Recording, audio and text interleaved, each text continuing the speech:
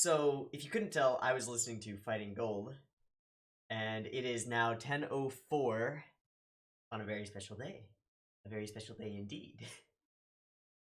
It's 10:04 on Friday, which means that JoJo's airs in T-minus 1 minute. Ah! So I was just listening to Fighting Gold, because it's awesome, and I can't help it. I've been listening to JoJo's stuff all week. You know, while I'm editing other things and whatever, like JoJo's. So, I got some things to talk about. They're cool things. You're gonna like them, so stick around. But I will get into the episode absolutely as soon as I've talked about these things. Yeah, I'll get this. I'll get into it as soon as possible, and I will get it rendering and like do nothing else, and make sure that the render goes perfectly. Like, I'll just delete a bunch of shit from my drive and export to a pro codec and like make it as good as possible. Because JoJo's, it's well, I said something in my Karakuri Circus reactions. By the way, those are up on my channel, and if you haven't seen Karakuri Circus, you should see Karakuri Circus. I don't even care if you watch my reactions. There's the first episode is timer based, and then there are highlights now. But I titled that reaction "The Hypest Show of the Season," and one of you caught on to that and was like, "Ahh JoJo's." I was like, yeah, I get it. Hold on a sec. And I addressed this more in depth in my episode 2 reaction. JoJo's isn't hype, okay? Before you dislike, unsubscribe, and ignore my Patreon forever, before you do that, let me explain. JoJo's isn't hype. It doesn't register on a hype scale. I'm not hype for JoJo's. I'm ready. I'm always ready. I need JoJo's. There are two types of fuel, like, two types of things that I need. One of them is green tea, and the other one is JoJo's injected directly into my fucking veins. I need JoJo's. I'm not hype for it. I'm ready. Okay, it doesn't measure on a hype chart. Its hype level is unquantifiable. Okay, so Karakuri Circus is the hypest show of the season for me. JoJo's is JoJo's. It doesn't register. It's not in the same league. It doesn't fit on the chart. It's JoJo's. Anyway, now I'm taking too long and blabbing about stuff. We're on episode 3. It's gonna be amazing. I know that it's gonna be amazing because JoJo's. Because David Production doesn't drop the ball. They just don't. And that's amazing. Like, how many studios can you say that about? Where you can be like, yeah, they've never, ever screwed up when it comes to something important. Never. No other studio. There's no other studio that you can say that about. Nope. What other mangaka can you say that about? Yeah, he's never, ever had a mediocre chapter. Like, who could you say that about? Nobody. Araki. David Productions. Gods.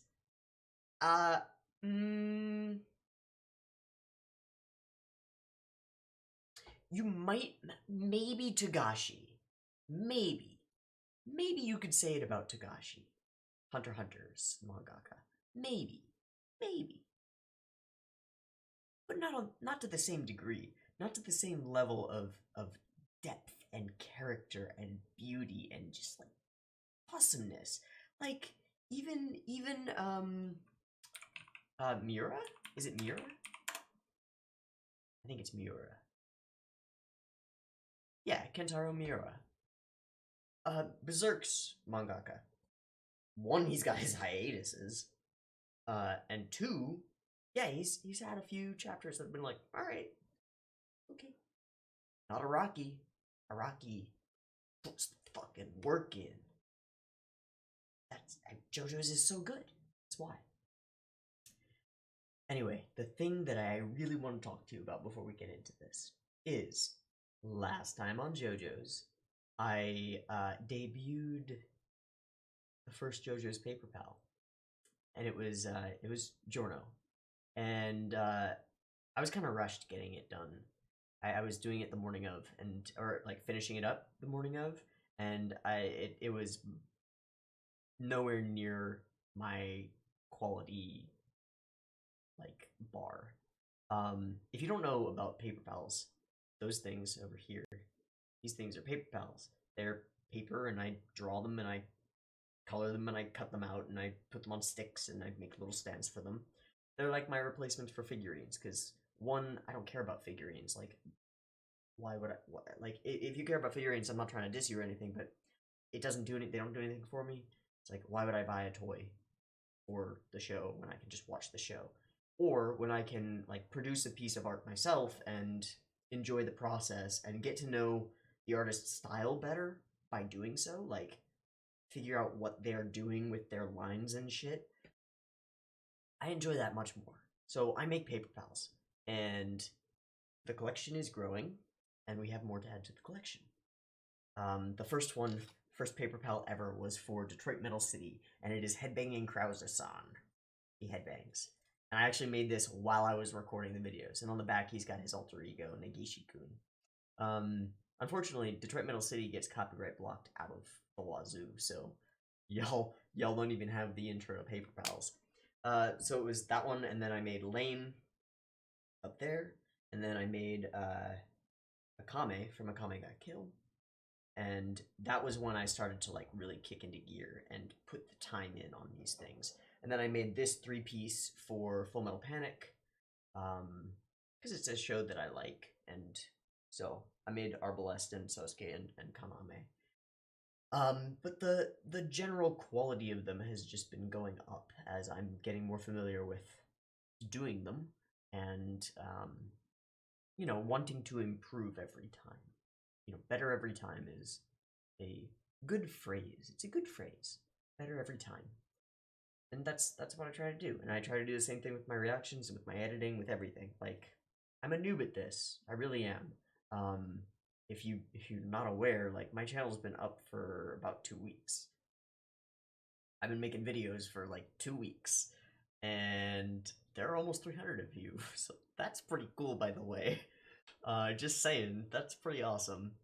JoJo's definitely plays a part in that, because it's airing and it's awesome, and it's something that I can get really, really, really excited about, and really show my passion for, because I am passionate about it, and it's a piece of media that has a lot of depth and stuff that I can sink my teeth into, which is what I want to do, what I like doing.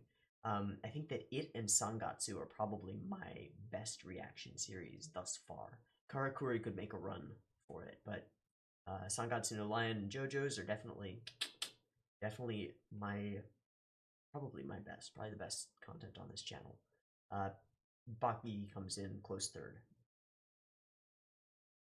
But if you saw the JoJo paper pal from last episode, it was underwhelming.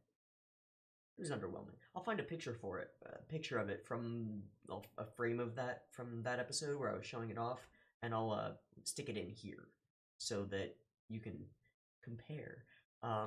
Because I've gone back and I've dramatically improved Giorno's paper pal, and we've got a bit of an addition. So, without further ado, let me introduce you to the new JoJo's paper pal duo. Ba-bam! So yeah, yeah. If you can't tell, there's a lot of work here. Like a lot of work in here. All the shading is crosshatch. And like, I didn't have a good reference for this shot or anything in the right color scheme and crosshatched and everything, so I winged it. I winged it, and I think it came out pretty darn well. Yeah, his hair's actually got some color to it. His face actually looks like a face. Here, wait, they're a little too tall to move in, but his face looks like a face, and So yeah, they've got a visual rework, if you will, in much the same way that the show has gotten a bit more interesting art style, a bit more unique. So I've gone ahead and done that. So for JoJo's reactions for the foreseeable future, these two lovely gentlemen, these lovely boys, will be hanging out with me on camera right over here. And, you know, because except for the part where I run through it at the end, I'm not going to have a video here, so they will just be chilling right there. And, yeah, cool. So they're going to be my homies. What's up? What's up? And, they're separate. Like, they're two complete, come on. They're two complete, two complete units. Like, ba-bam, ba-boom. Just a bam. They're not one thing. And I made this little stand for them. Just cut it out of wood and drill pressed some holes in it. They're actually, the holes are angled, so the one in the center is straight down, and then the ones on the sides have like a 15-degree angle to them, so that I can arrange these. I didn't know exactly how I wanted them, but so that I can arrange them as I please. And then I'll pop his arm back behind there, so we get this cool effect, and they're also like sort of lined up, you know. So we get this cool effect where it's as though Gold Experience is like emerging from JoJo. Yeah. So I thought that was really cool, and I hope you guys think it's cool too. I mean, you know, maybe you guys are like, this fucking weeb. But yeah, I love doing these, and they're a lot of fun, and I'm glad that I found the time to actually put in the work and make them look as good as they deserve to look, and, you know, show some respect to Araki's awesome characters. Anyway, I'm gonna go grab my tea. I'll be right back, and then as soon as I get back, we'll chat for like a minute about the previous episode and what I might expect from this episode, and then we'll hop into it. Okay, before I do that, let me pull it up on Munchiebolt. Make sure that we're all set up and good to go. I'm kind of scattered this morning because JoJo's. Wait, he's not up? Simulcast on Fridays at 10:05 a.m. Pacific Daylight Time. It is past that. What the fuck is going on?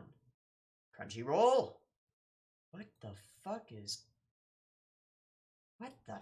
are those? It's like 10:30. Friday, October 19th. What?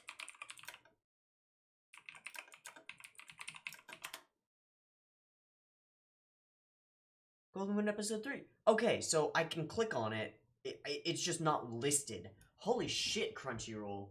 You scared the fuck out of me right there. Oh my god. Okay, it's up. It's up. I'm gonna go get tea, and I'll be right back. And then we'll watch this thing. Okie dokie. Got tea, which is critical. It's in the name. So that was just strange. They haven't updated their JoJo's page with the episode on it, but it did come up through Google, so we're good. So yeah, these guys will be joining me. Got my tea. Aren't they gorgeous? They're so. When I finished these up, I was just like, dude. Nice. Well done. I'm sorry to like praise myself, but I'm really proud of them. Really, like, yeah, you done good, man. You done good. So last time on JoJo's Bizarre Adventure, we got I think 4 major things. We got backstory. We got info. We got setup. And what was the 4th one? I remember I thought of 4. Oh, and Bruno, Right. Okay. Perfect. Yeah. Backstory info set up Bruno. Backstory info set up Bruno. Okay, so backstory. We got a bunch of excellent backstory on JoJo. His whole childhood and its parallels to Dio are something that I went into in depth and was just amazed by. Because he ends up going a very different path, and amazingly, he goes that different path because of criminals, because of gangsters, because of one specific mafioso in particular, who he happened to save as a child. So yeah, his mom was kind of just distant and didn't give a shit, and his dad was his stepdad was a bastard, beat him with a belt, just a bastard. And so he became a very isolated loner of a child, and felt like he was scum, which is very interesting because Dio, in the same situation, went the exact opposite way psychologically. He became grandiose and extraordinarily narcissistic. But JoJo became humble, but beyond humble. He was actually like beyond self-deprecating, just self-hating is what he was. He thought he was the lowest scum and just assumed that he would become like everyone else in this fucked up city. But instead, he's walking, just a kid, and he sees a man bleeding out. Basically, bleeding out. And then sees 3 mafiosos coming after him. And they ask him where the guy went. And he points the other direction. And at the same time, he subconsciously uses golden experience to make the grass grow so that the man is covered and hidden. And so the man is saved. Also, that's the info that we got. We got info on golden experience and how it works and what it is. And, okay, great. Anything it hits becomes alive. And thank you, shoutouts to some of you. I don't have your names in my brain right now, but thank you for letting me know. I was confused during their later fight why damage was not reflected to to Sticky Fingers. They're getting me with the fucking translations.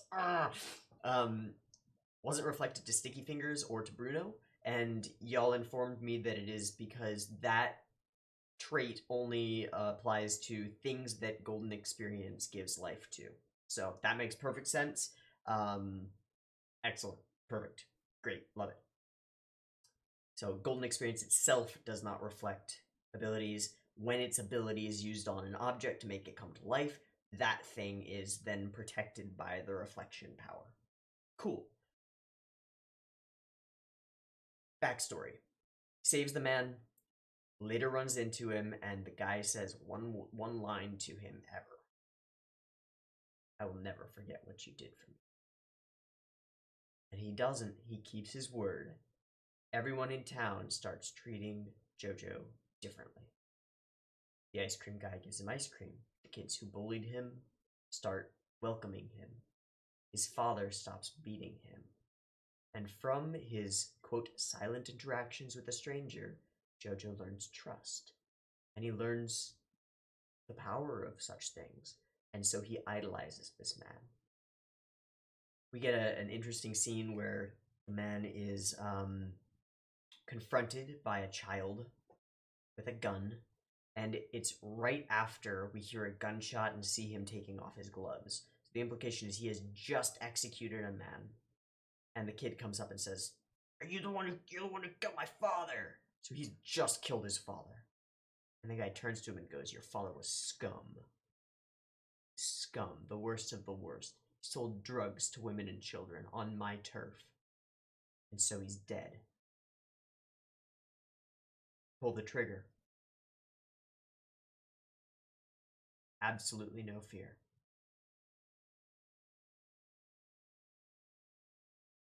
And this interested me because one of the very first scenes we see of JoJo is him walking down a dark alley.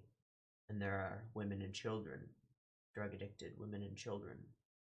And I'm assuming it's heroin, because we see later the kid with the needle marks. They don't have to say it explicitly, but It's an injectable substance that's highly addictive. It's heroin. So he learns from this mafioso what a gang should be. And what this mafioso's gang is the peacekeepers. The cops are corrupt. Other gangs are not. They're just interested in money. This gang is a community. This mafia is a community. And that's how a lot of mobs work. Yes, they do the enforcement stuff. Yes, they execute people. Yes, they fight.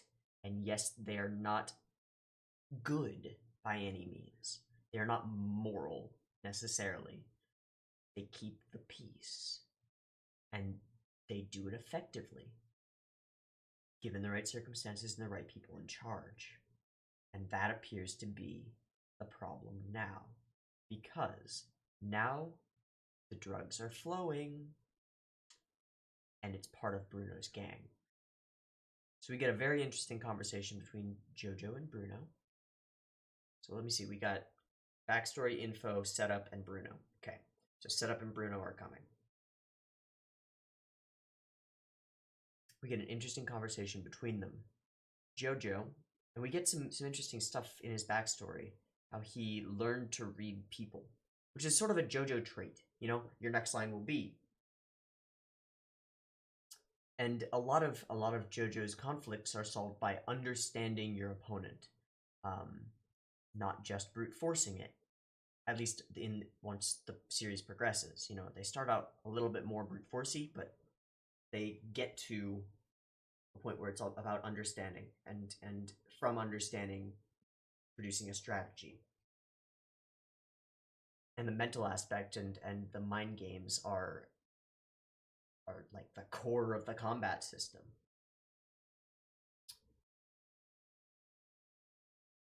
So we get that interesting stuff, and then JoJo infers from Bruno's reaction to seeing the kid's arm with the piercings and the scarring from drug injections, because that happens. It's not pretty. It's awful. Kid's like 13. He infers that while Bruno is part of this gang, he is conflicted because he does not like these drugs flowing. But he can't do anything about it because he's an underling. He's muscle, basically. And his boss is in charge. So, setup. I'm going to be a gangstar. Yeah, he's gonna be a gangstar. He's going to climb the ranks. He's going to join the organization that is his enemy. He's going to climb up to the top, fight people as he goes, I'm sure. And he's going to remove the poison from the mob and turn it back into what it was before. What it should be. What he grew to respect in the mafia that was. Now, we don't know how the mafia changed. I mentioned this in the last video, I am assuming that the man in charge was removed. And I am assuming that he was removed and it was a coup d'etat, a takeover by whoever is in charge now. Probably having something to do with the previous leader not being a stand user and the new leader being a big bad stand user. Now we're coming up on episode 3, and I think it's about time we got our bad. Our big bad. Our big bad. Our biggest of big bads. Not our biggest of big bads, that's always Dio. But our big bad for the series. And find out about him, find out what his relationship to Dio is, because there's going to be one. And find out what his deal is, who he is, what he's about, and how he's going to conflict with our JoJo. Seems pretty clear that he's going to be a cruel bastard. I'm guessing that he is the one in the intro with the long hair, with the stand with the, like, thing on its neck, the, like, hood almost. Actually, it kind of looks like my hair, if my hair was solid, you know? Like, yeah, kind of. That's my guess, is that that's our bad, because he's got a lot of symbolism to him, and he's shot in the intro in sort of darkish colors. I'm guessing that he's our bad, but I don't know who he is, what his stand does, how cruel and sadistic he is. Like, what are we talking about here? Are we talking about, like, greedy, or are we talking Kira Yoshikage? I don't know. Does this guy murder people for funsies in cruel and horrible ways? I don't know. But I feel like it's about time we got some setup, because we've got backstory info setup, and then Bruno. Of course, he says, "You're going to join me. We're going to take this thing down ourselves." So Bruno, first major enemy with a cool stand that we meet, is now an ally. Classic JoJo's thing. I would also like to see how the previous JoBros fold into the story, specifically Koichi, because Koichi is aware of JoJo, and he is on a mission from Jotaro to get some DNA samples and stuff. So I'd like to see how that plays out, but the thing that I really, really, really, really crave is the enemy. I want to know who the enemy is, and I want to know what he's about, and it just seems to follow the setup that we got last episode. We got the, we're gonna do it, let's do it, and now we need to see what's in their way. What's the obstacle? Not just the obstacle, but the main obstacle. The one that they will have to fight, you know, the entire hierarchy of this gang in order to get to. Who dat? What's he about? Why is he so bad? What's his deal? That's what I want to see. So, without further ado,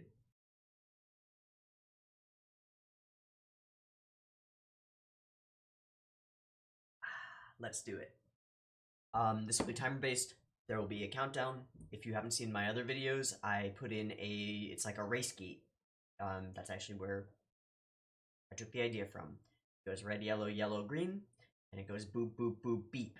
On the beep, it's frame accurate to when Crunchyroll registers me playing, and on the green light, it's also frame accurate to when Crunchyroll registers me playing. And then there will be a timer all the way through. And I'll put a little cutout box with the subs, and then at the end, we will have the full video up over here in the corner, and I assume there will be things that I want to look at, because there always are with JoJo's, so we will have that up and go through and look at things that interested me. So, let's do it. JoJo's Bizarre Adventure, Episode 3. I should say, JoJo's Bizarre Adventure, Vento Aureo, or, Golden Wind, Episode 3 will commence in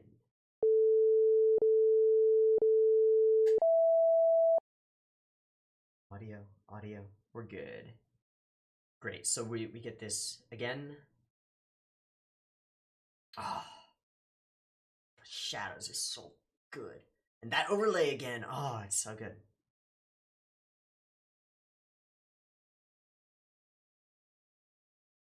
Man, I nailed him. It's a little bit more gold around the here. Actually, this is kind of funny. This looks like it. Let me unbutton it once more. Get a little bit of that chest showing. Yeah! Gangsta. Gangsta! Hell yeah! So we're seeing these kids in the background this time, which is interesting. It's just shot slightly differently. Nice. That was cool.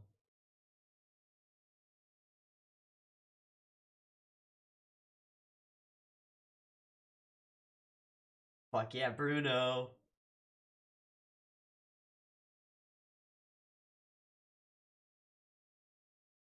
There's only so much I can do.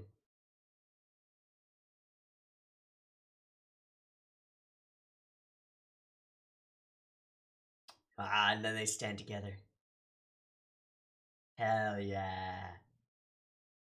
Your golden dream and the honorable golden resolve it took to go so far is... Oh!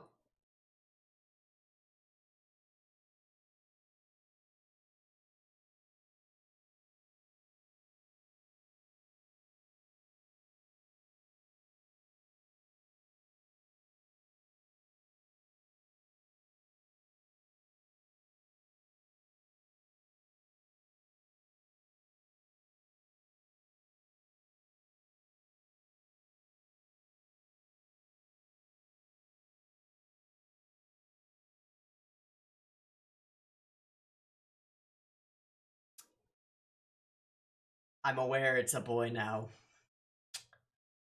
You can't... Can you blame me? Can you? It's a trap.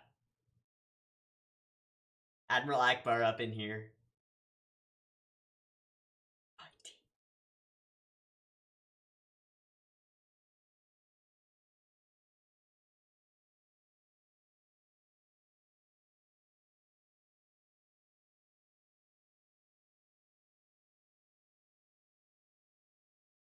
Watching this again, that toy plane is associated with who I know, the person who I thought was a girl, who I now know is named Narancia. I think that's correct. It's probably not pronounced like that, but Narancia. I think it's Narancia. Every industry in Naples. Unfortunately, you won't be able to see that one because it was up top. So, okay, okay, okay. So he's behind the scenes type. So we don't get to meet the big bad. We might. Polpo.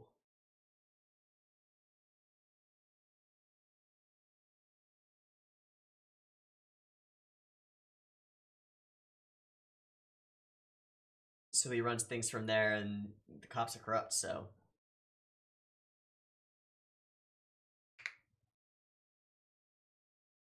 Oh, okay. Stand powers, probably. Or just corruption. Hmm. 3 hots on a cot, and everybody's... Whoa, that overlay. Whoa! 4 finger.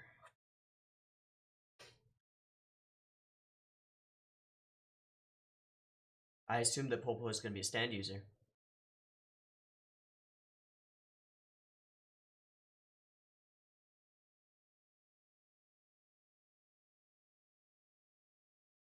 Hmm.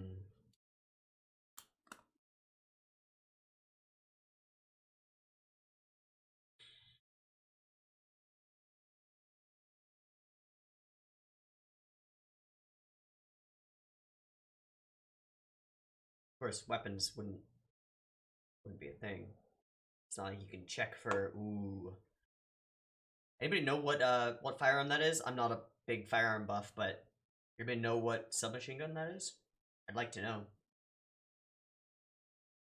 It's got an interesting stock.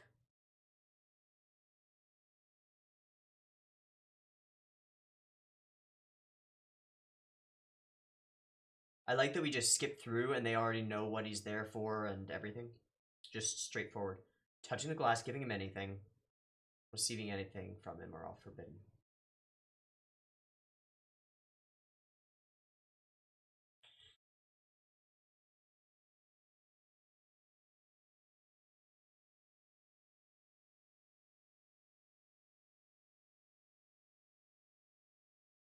He's dangerous. He doesn't leave his cell. They don't let him. But of course he could. I wonder what his stand ability is. Ooh, this lighting. Ooh, those faces. That's creepy. I wonder if that's just from this being a really old building.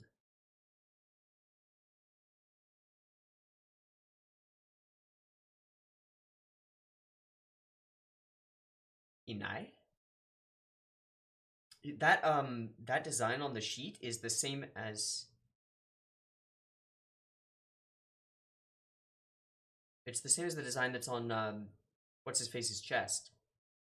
Bruno's. Whoa, hi Polpo. Polpo?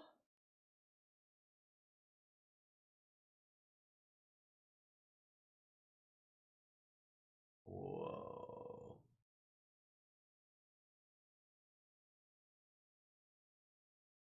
The way they're doing his voice, that's amazing. It's not the same design. It's just sort of similar.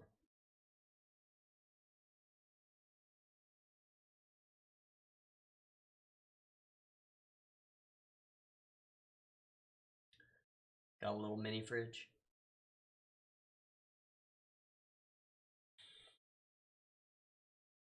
You're forbidden from taking anything from him.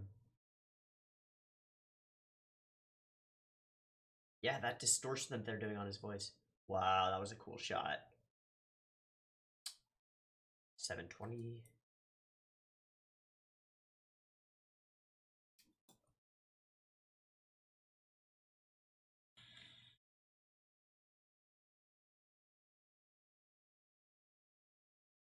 He's got guns, grenades, got everything he needs.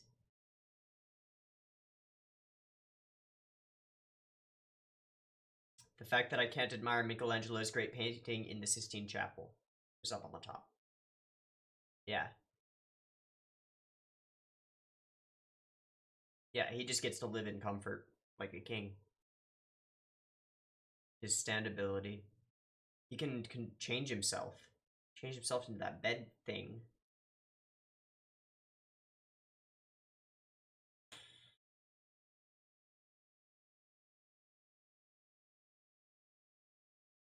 The fact that his eyes are black.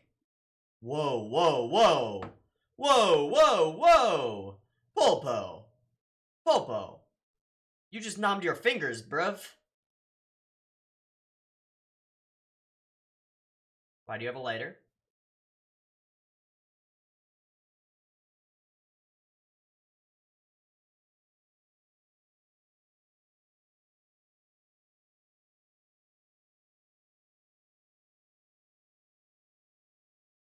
Oh, that was so cool.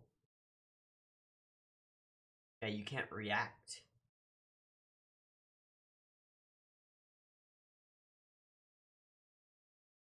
Loyalty.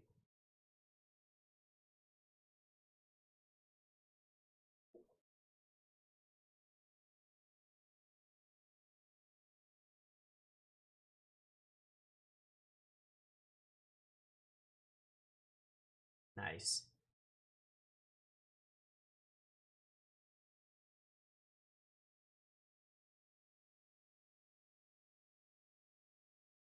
Why does he have a lighter?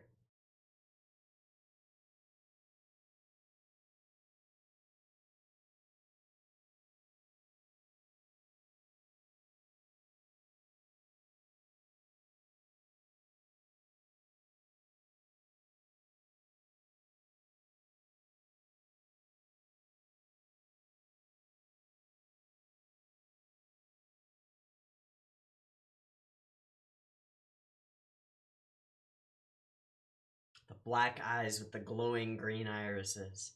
Smart or talented means nothing. Did you just pick his nose? Ooh.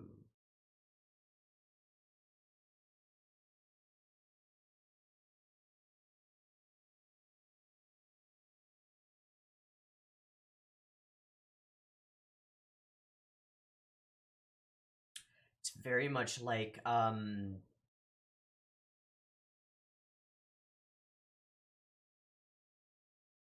JoJo 1 with the wine.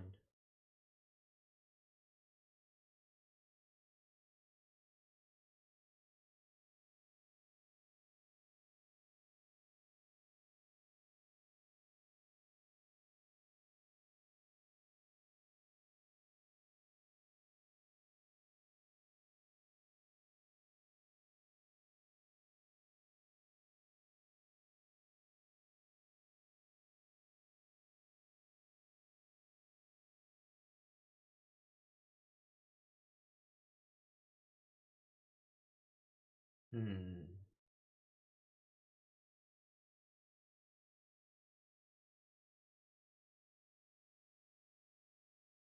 What's going to get in the way? Like, somebody's gonna attack him, probably.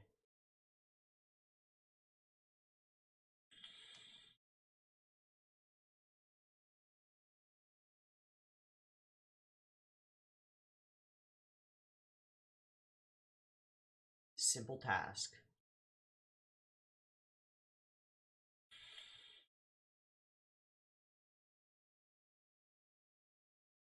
Requiring care, discipline.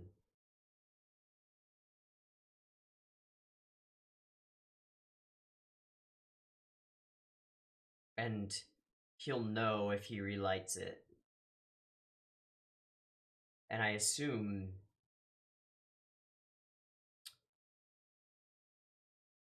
he has to be able to conceal it.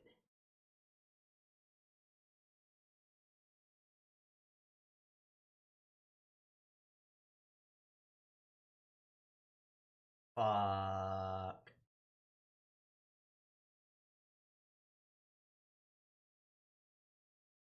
Yeah, that's the twist.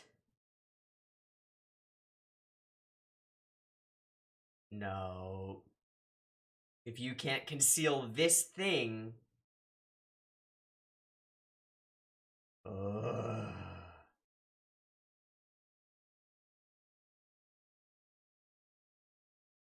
But how?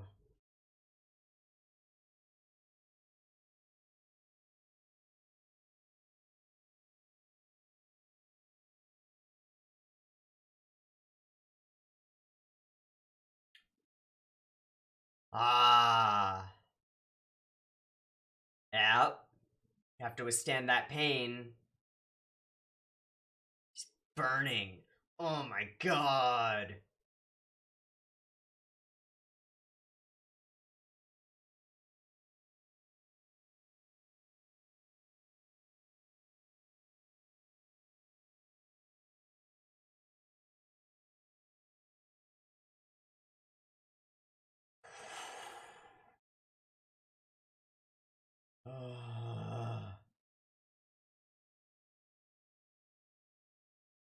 It's the other hand now.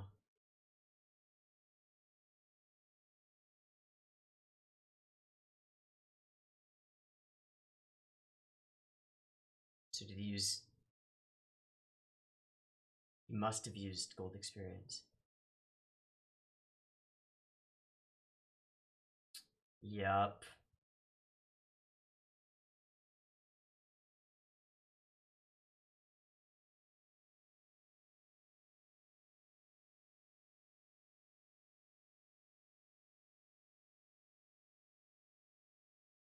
And that doesn't cause the flame to go out?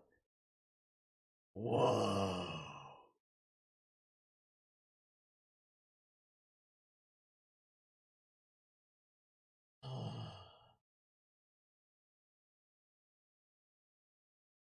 Probably not. Something about it is, though.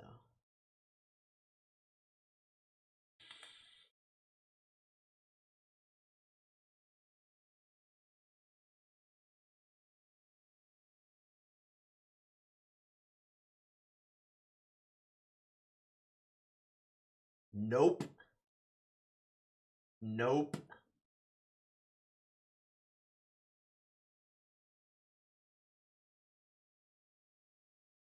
Something much more important to do.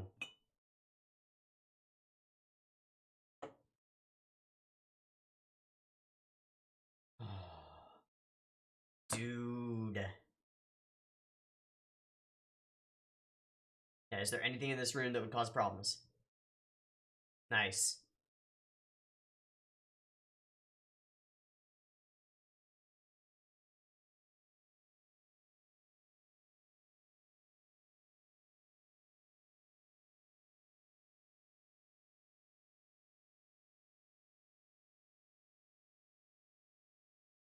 Don't look away from it.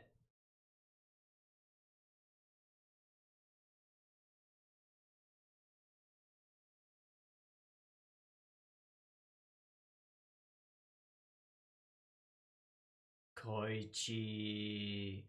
So that's what happens.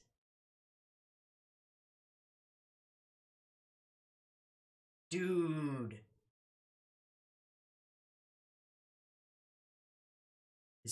so bad.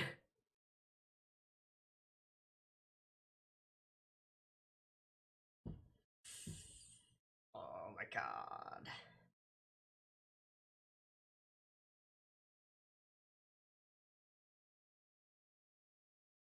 Will he see the flame?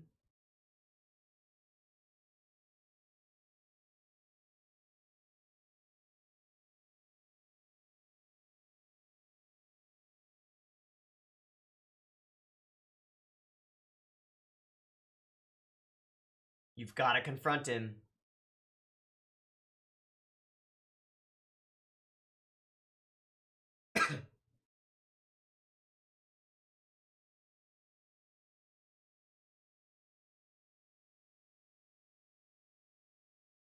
Give.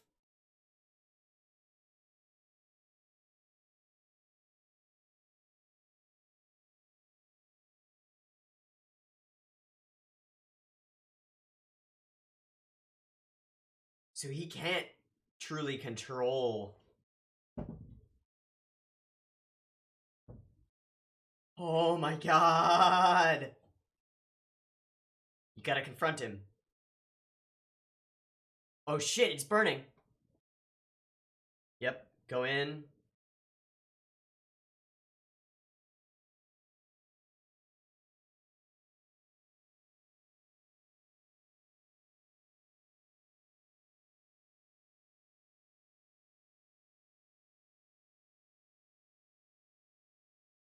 Where's the lighter? He managed to pickpocket it while he was distracted by the. Oh my god. This is so tense about like this just this lighter.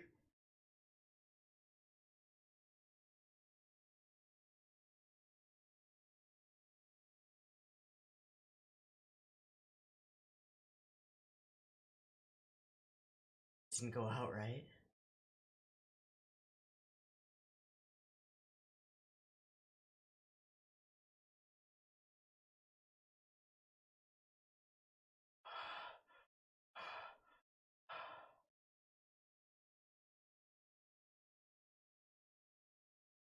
Fuck!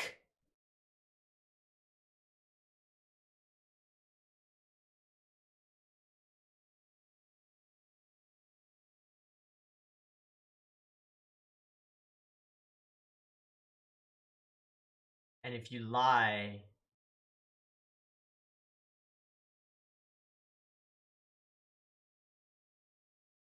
yes.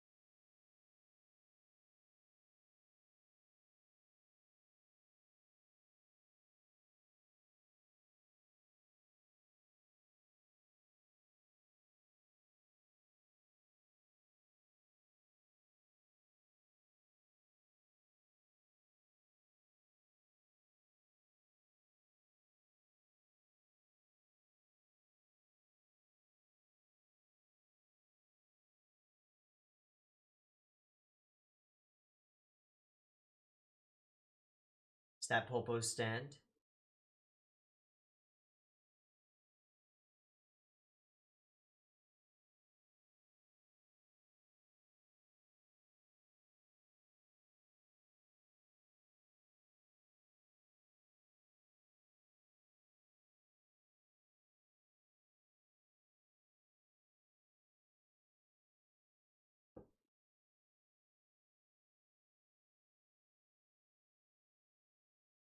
That's the arrow!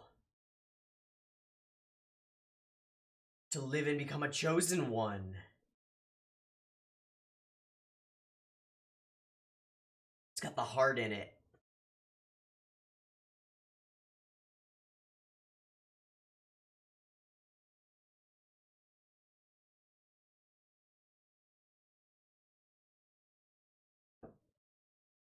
Holy shit. So, if he had relit it, the stand would have found him and caught him.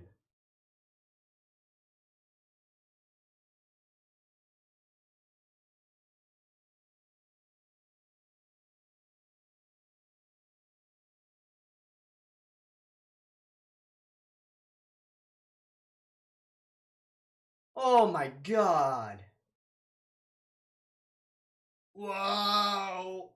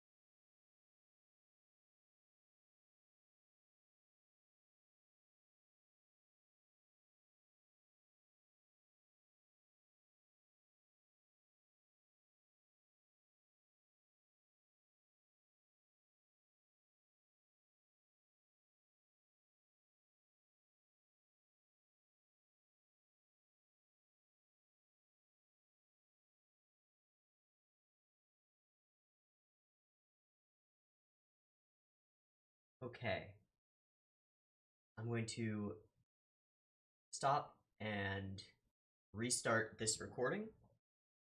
And then I'll pull up the, because when I'm recording myself, I'm also in a second OBS. I'm recording, the window. So that I've got it, and in case anything crazy happens, I know exactly, I've got, like, everything. Exactly what I was watching. And we're good. So then I can, yeah. Then I can hop on through.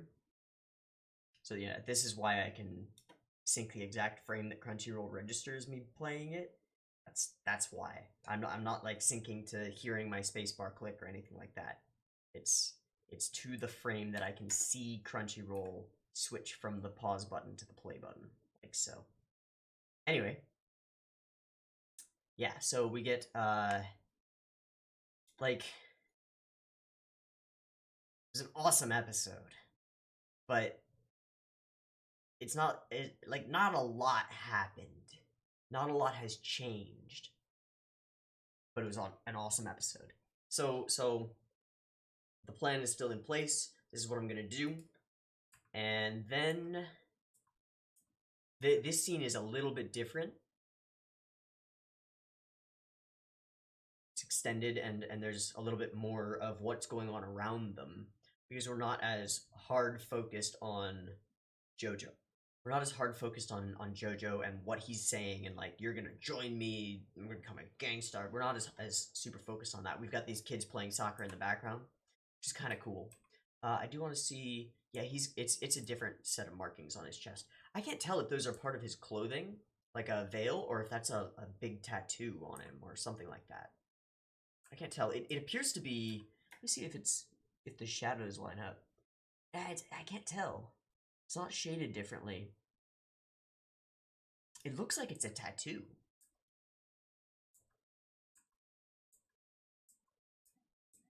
Okay. And so Bruno gives him the rundown. And, you know, I'm not going to save you. There's only so much I can do. Gets real close, does this. But then he stands with him. And that's, I really like this shot and this way of doing it. Bruno turns around and somehow he's become less imposing, you know? He's not as mean or anything. And he stands next to him against the wall, and I'll wager on your golden dream. And he's a little bit, the corners of his lips are now upturned slightly. And I don't know what it is. What it is about him. I feel like they've lightened his face. I don't know, but I feel like his character design actually changed. It's just a feeling. I don't know.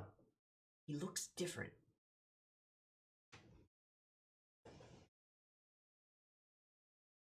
You know what?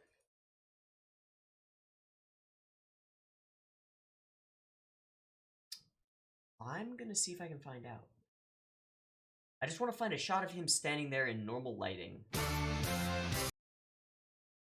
Please don't copyright.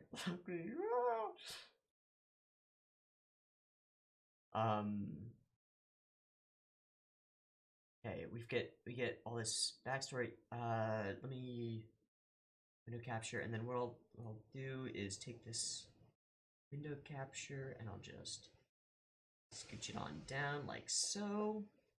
And I'll take DLC, and I'll like, yeah, that's fine. Okay.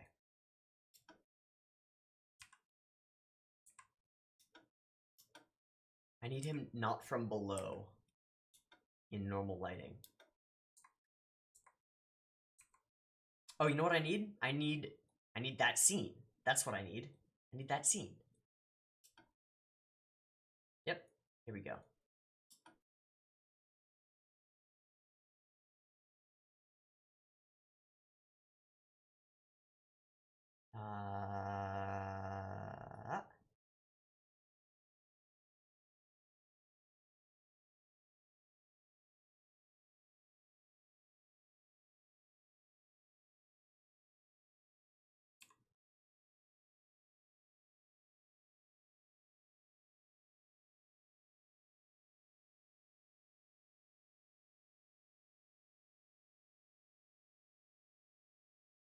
His eyes.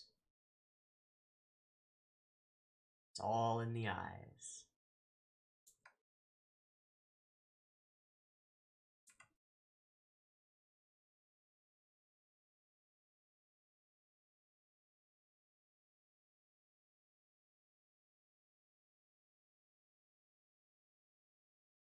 It's all in the eyes. There's less shadow around his eyes. His eyebrows are slightly thinner.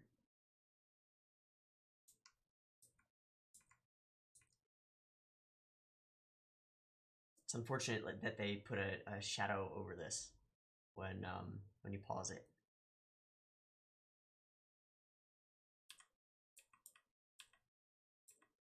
Oh, it goes away after a few seconds. That's good. Okay, so here we go. We've got like exact same scene, basically.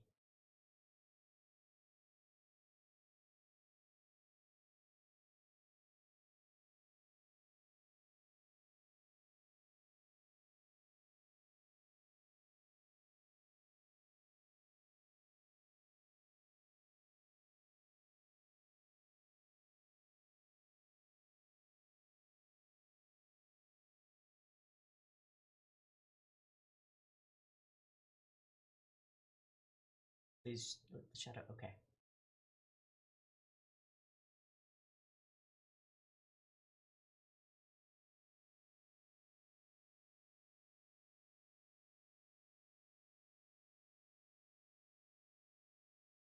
He's shaded differently.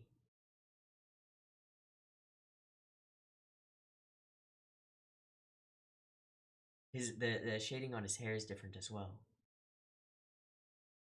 But he's shaded differently. The Bruno in episode 2 over here is darker. He's got more shadow under his eyes. The lines of his eyes themselves are actually thicker, they're bolder, darker.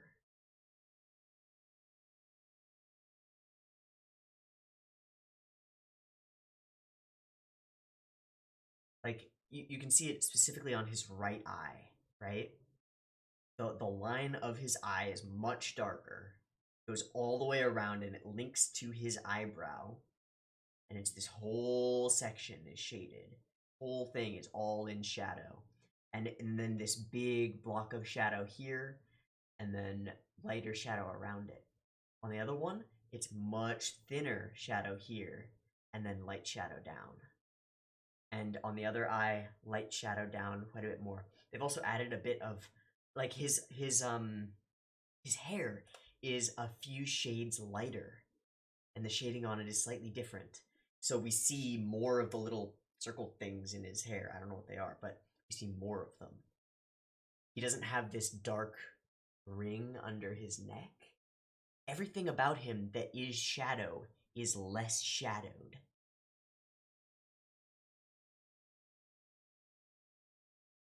Like this, you can see under his arm, right?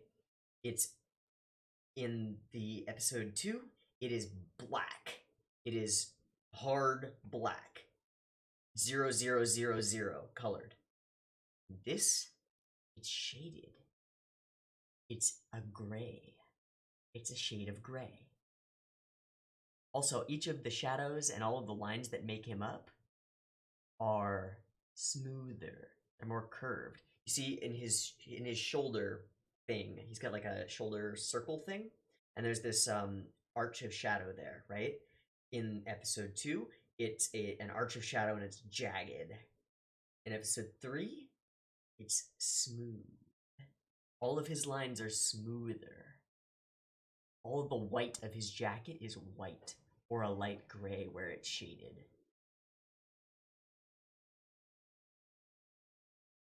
I'm so glad that I caught that.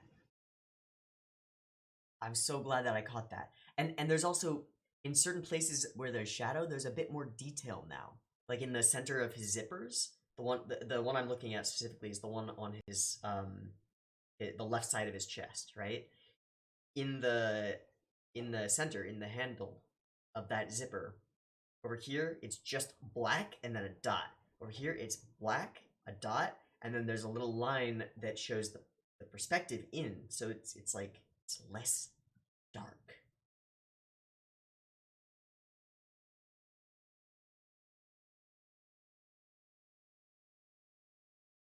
I knew something was different.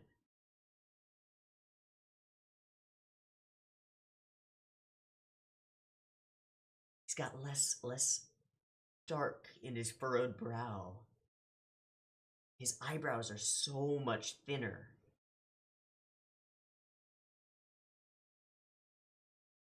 And his eyes are lighter. That's another thing.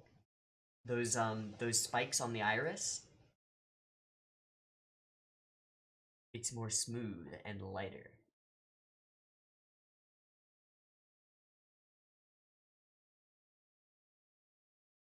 And then every line that makes up his outfit and all of him is thinner. There's less weight to it. It's not ink dark. It's pen lines.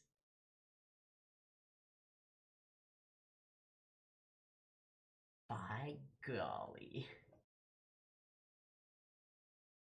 Okay.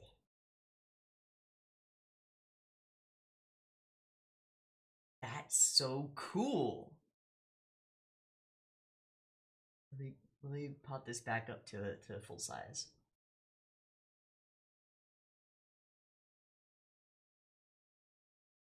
That's so cool. Horishito.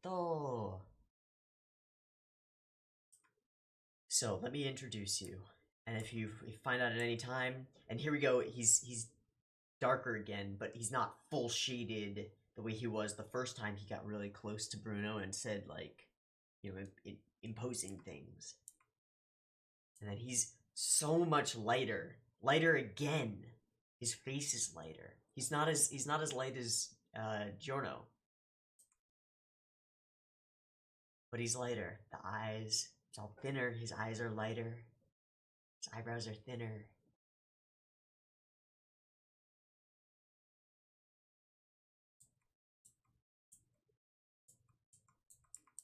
It's something that you don't notice, but you notice. Like,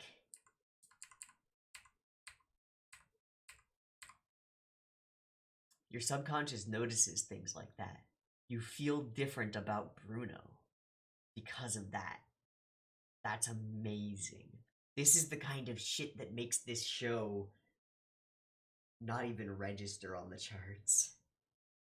Like, was it necessary? No. Was it effective? I say so. So glad I caught that. I'll bet this is a real shot of the port.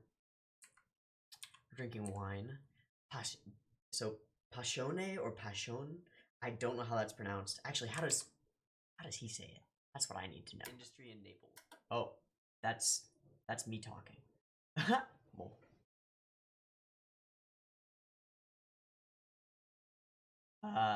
This is episode 2.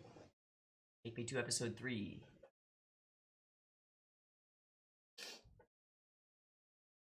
Actually, wait, I can just, because since I had an experience where I lost one of my 2 recordings. Oh,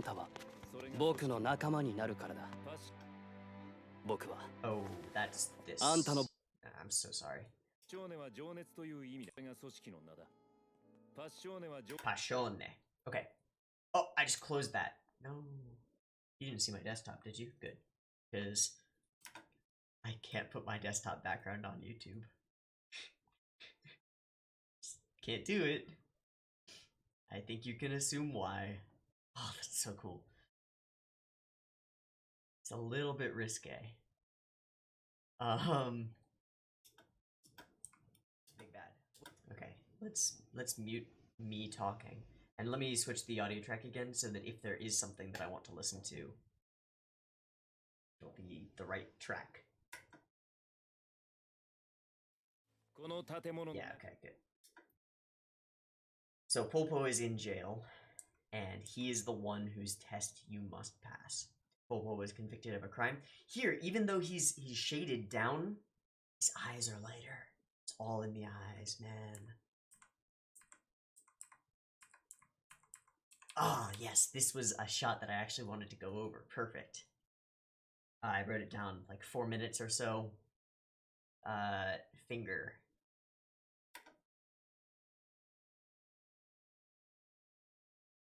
That. I want to see how that was done. Frame by frame. Okay, so it appears points. But what I want to see is the transition from that.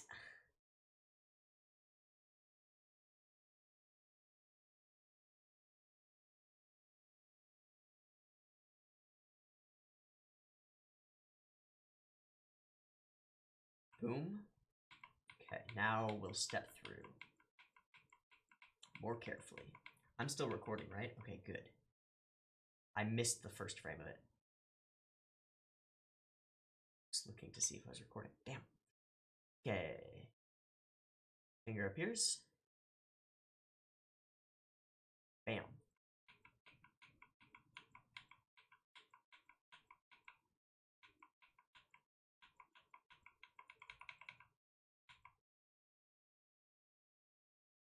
So the hand doesn't change. It's not a zoom exactly. They appear in the shot. And then we zoom out and the scale is correct.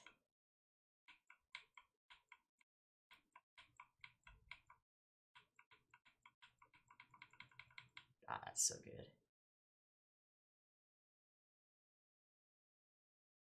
That's so good. So, whatever you do, don't let him. And then here, this is almost old Bruno, and he's sweating. He's like, he's scared for JoJo. And then he asks him about the stand. Are there other people who have stand abilities? That will be answered once you get inside. Once you meet Polpo. So, get the guards, and they are not paid off. Again, I don't know my guns and stuff. If you know what that is, let me know. Just a detail. Doesn't really matter, but be interesting to know what it is and how it fits into timelines and stuff. I assume it's probably an Italian-made firearm that was chosen for this purpose. Meet this girl who becomes the greatest obstacle that he overcomes this episode, really. Meet him directly in his cell, and then we get this hallway, and it's so cool. It's all greenlit, and I want to see him step through the threshold. So yeah, he steps into this shadow, and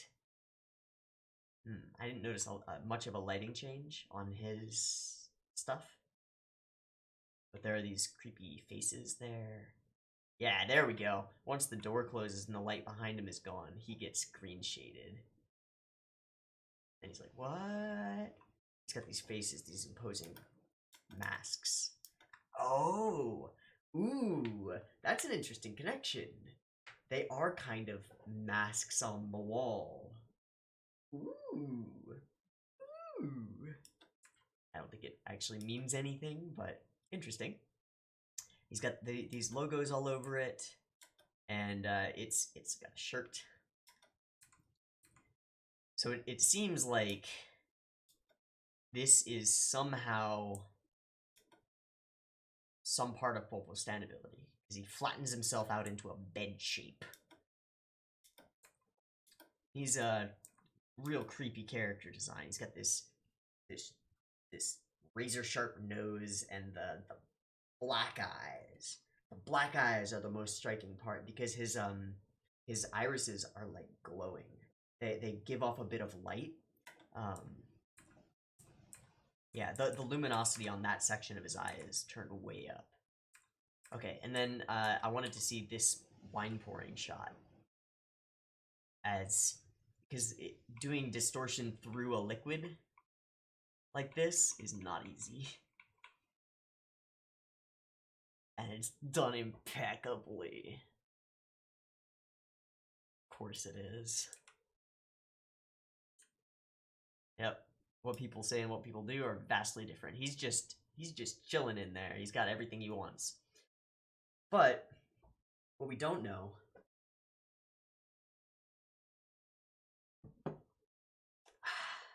is whether he has everything he wants and all this cool gear in this room because they let him have it and like built this for him, or because this is somehow related to his stand. Like, somehow.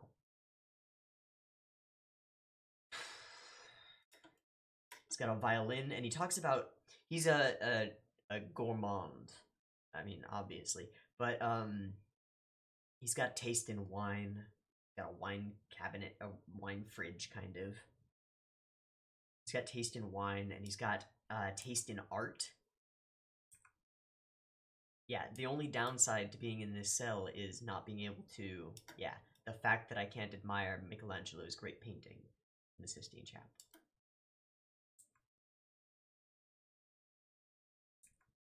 And then he munches some fingertips, which is unexplained.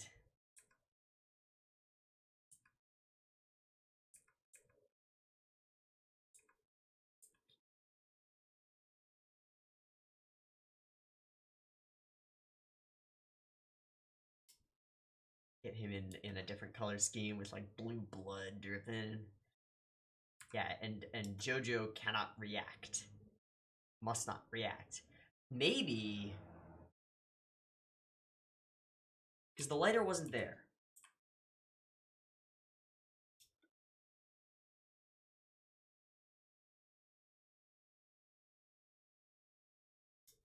Yeah. I think it has to do with his blood. Or like a part of him. Like he removes a part of him and then turns it into an object with conditions on it. Like maybe those fingertips became the lighter, or his blood became the lighter, because this scene with the cuckoo clock that distracts JoJo is very much like Koichi getting distracted by the passport, right? It allows us to be distracted as the audience as well. And so Popo does something during that time, and his fingertips are fixed, and the lighter is there. He's just drinking wine. I'm sorry, drinking wine. Yeah. Looked like he took a bite out of his finger, and then we show the thing. I think we're about to see a shot that I actually wanted to see, but I didn't write down. Where we go from this split frame, yep, between the two of them, to just JoJo. Yeah!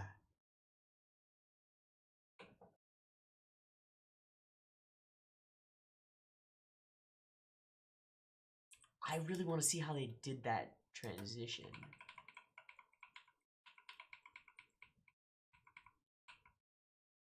Okay, so it's a motion blur, radial motion blur, and then it's just a zoom along with that blur. Wow. And the blur is applied to everything except the center of his face. Wow. Yeah, can't let him find out that you're a stand user. What do you think the most important thing is? And he's talking about, like, yeah, it's your abilities, right? No, it's trust, loyalty.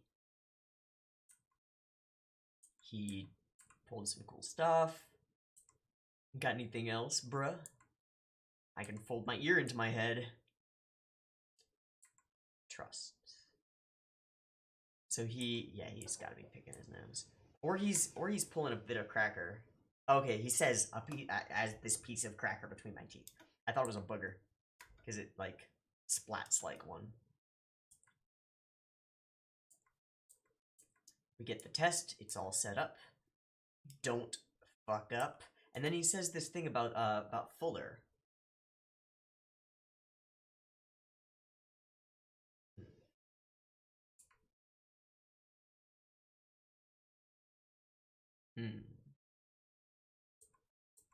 So I have to wonder if this test is something that Bruno has undergone, because he was sweating. And if so, did Bruno fail? Because it seems to me that failure is not the end of the test, right? Failure brings out Polpo's stand, and if you have the latent ability, you remain alive and you gain a stand. So perhaps, just a guess, Bruno was not a stand user. He took this test, the flame went out. It probably is set up, the test is probably set up in such a way that the flame always goes out. Like there's no way to prevent it. Something always happens. And then the stand appears, and it's got the arrow in its mouth, and it like alien mouths it. So don't take us too lightly. Don't fall asleep. Don't do anything. And then we get the tension turned up to 11. It's just so tense as he's hiding this thing. You know, they're pointing guns at him. You accepted something from Polpo? No. We told you not to do that. And she pats him down. We're like, holy crap, how are you gonna get out of this, JoJo? And he's like, his hand is burning, but he's holding on. And she pats him down. She's so tense. You're free to leave. But open your hand, bro. It's like, no! And so we know at this point he's got to use golden experience, right? But how? Turns it into a flower. And he hides the flame inside. And then the flower burns away. And he's done it. He goes through the city, he's ignoring everyone. Because he's got a goal, he's focused. And then we get this setup on this guy cleaning. He's set up there. They show him in an overlay. They show the other guys too, but yeah. So he sets up this little shrine to the lighter. But then Koichi, and this is interesting to me. He has a mirror next to his door, right there, set up so that if the door even opens a crack, he can see out. That's interesting to me. It shows a little bit of he's careful. Like, it's like leaving a hair in the hinge when you go out, right? Or a little piece of paper or something like that.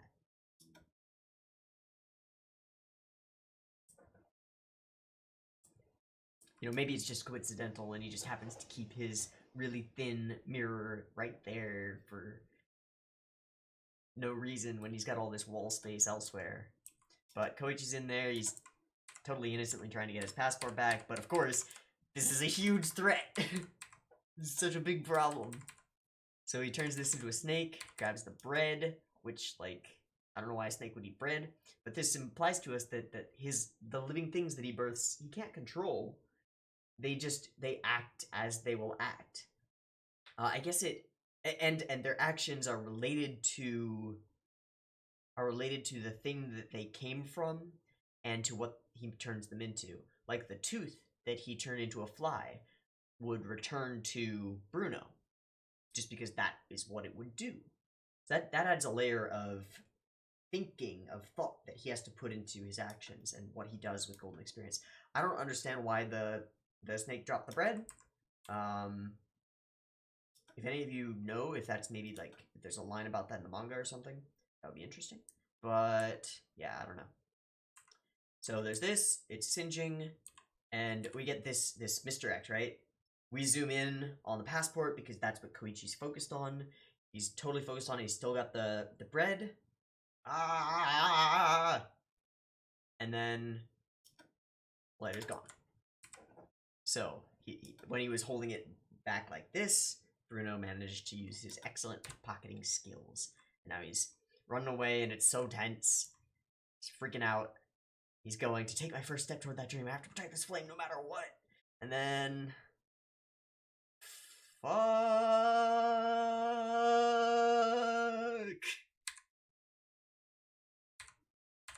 But the flame has gone out. Ruh-roh. If I can ask Popo to let me try again, no way. Sets it down on its side, and the old man notices, huh, doesn't look broken. Let me push the button.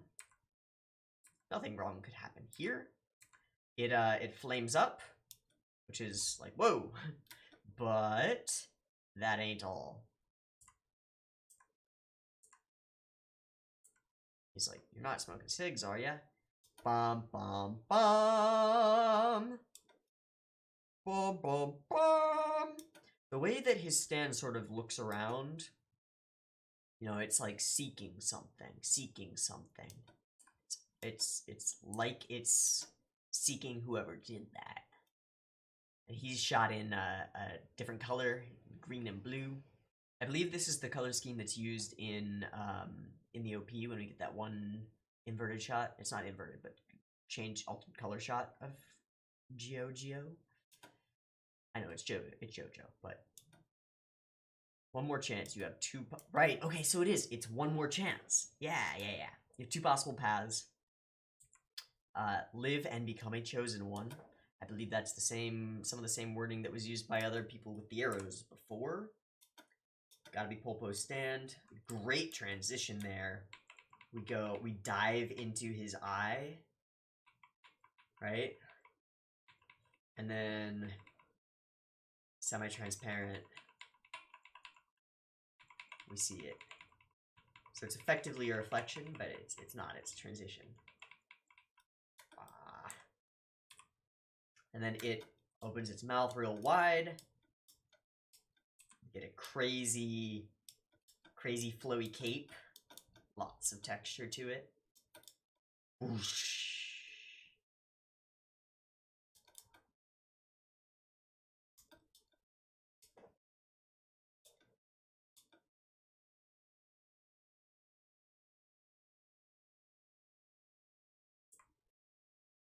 He's dead.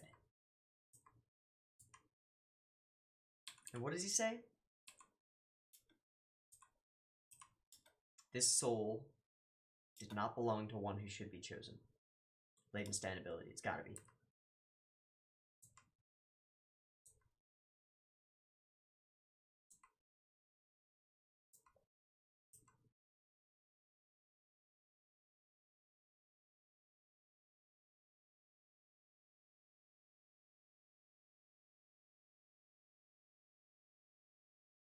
So this is clearly something related to its ability. And cliffhanger. Woo! Woo! Woo!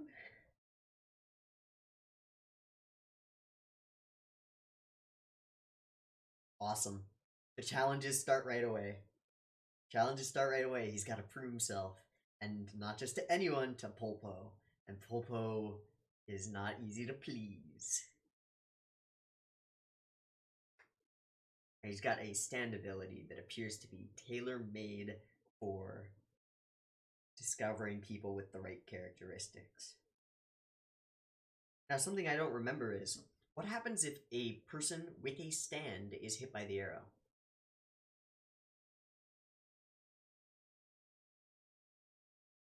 I feel like it's been addressed before, but I'm not sure, and I just don't remember. If any of you know, let me know. Yeah, because I just don't know. I don't remember if that's happened before. Does it just function as an normal arrow, or just kill them as if they were not a stand user, or does it have no effect?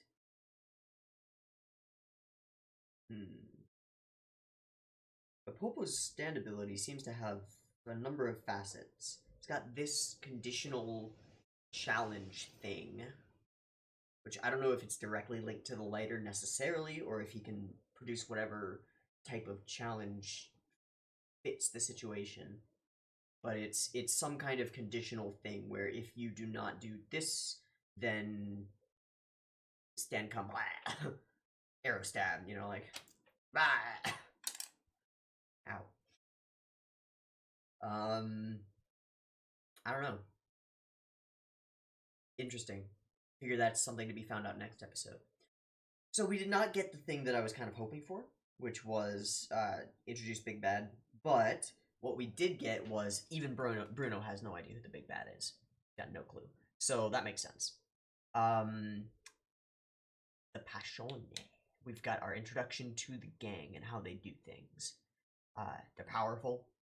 They got a lot of stand users, pretty clearly. And Popo, our first member besides Bruno, lives like a king in prison. So we got an idea. We got an idea of who they are and what they do. But I think we could have figured all of that out.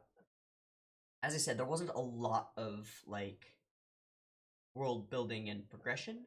This feels more like the first episode of the series, if you will. If everything else was set up, backstory, all that jazz, who's our main character, who's our deuteragonist, secondary main character, Bruno.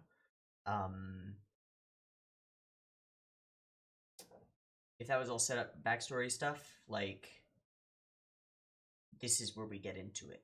Where the challenges start and the stand battles start and things get rolling. Of course, we're still in a setup phase because he's got to get into Passione. But we're going to start moving along, I think. I think so. Anyway, David Prod. Y'all is killing it, as usual. Of course they are. For David Productions. But, yeah. JoJo's episode 3. It's out. It's done. This cliffhanger. I want more. I want more JoJo's. I need it injected into my veins. I need it.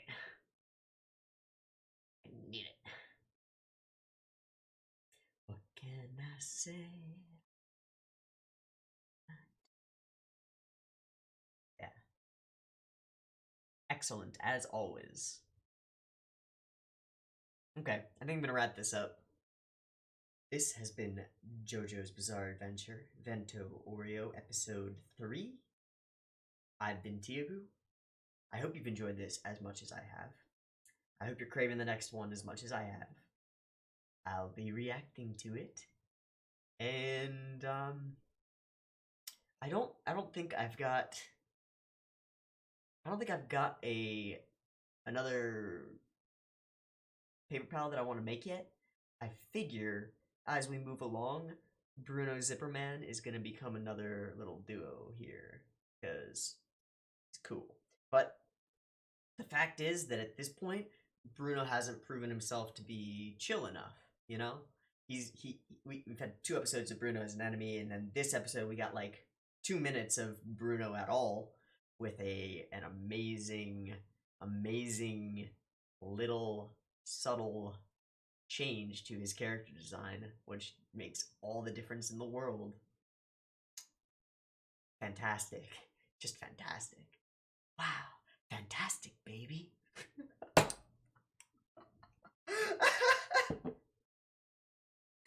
Oh my god.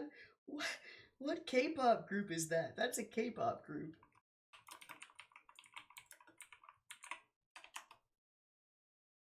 Big Bang.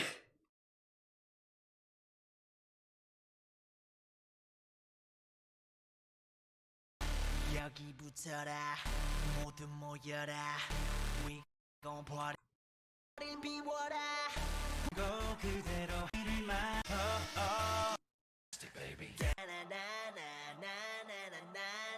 Wow, fantastic, baby. Okay, that's definitely gonna get copyright fucked. Oh man, I'm sorry. I might actually. I kind of want that as like a thing that I can use. Just him saying, "Wow, fantastic, baby." It's such a good little reaction thing. No, find something cool in a video, you might hear that at some point. Wow, fantastic, baby. All right, I'm sorry. I'm blabbing, and I need to get this into my editing software and rendering and up, cause y'all need your JoJo's, you know? Y'all need it too. I need it. Y'all need it. Those of you who have been watching my JoJo's reactions, I appreciate you. Love you. I'll see you down in the comments. Talk to me. Yeah, like I read comments. I read them all, and I try to respond to those that I can. But yeah, I read all the comments. So talk to me. Let's chat. I'm passionate about this. I love it. If you love it too, let's talk. Let's talk about it. It's awesome. It's JoJo's. Yeah, let me know what you think of these guys. I think they're pretty cool. But, you know, I'm a little biased on that because I made them. But, yeah, I think they're pretty cool. Let me know what you think of the reactions. If there's anything that you'd prefer that I did in these reactions, I would like to make the best content possible. So, let me know.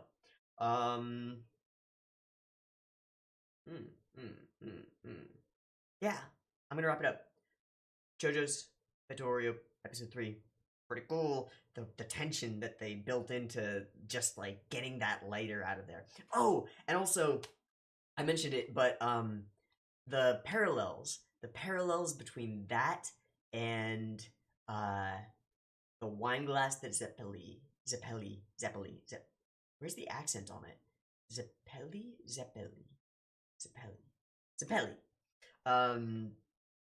The wine glass that he gives him when he's first learning Hamon. Like, you must defeat him without spilling a single drop from this wine glass. It's so similar, right? Thing that you must take great care and focus on and, like, balance and take care of it while doing other stuff. Really similar, very parallel-y. Very cool. Anyway, me Tiabu. This JoJo's, me likey. I hope you likey. And I hope to catch you in the next one.